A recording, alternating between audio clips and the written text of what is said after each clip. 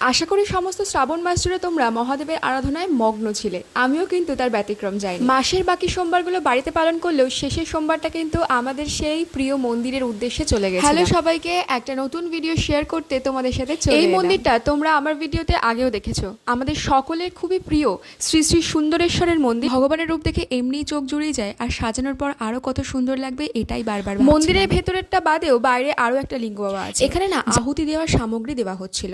এই মন্দিরে কিছু দক্ষিণা তুলে দিলে তারাই সমস্ত ব্যবস্থা করে ওই আহুতি দেওয়ার সামগ্রীগুলো ভক্তদের হাতে তুলে দেয়। যাদের যেমন যেমন প্রার্থনা আছে সেই সমস্ত প্রার্থনা বাবাকে জানিয়ে তারা এই আহুতি কিন্তু দিতে পারে। দূরান্ত থেকে মানুষ কিন্তু ছুটে আসে।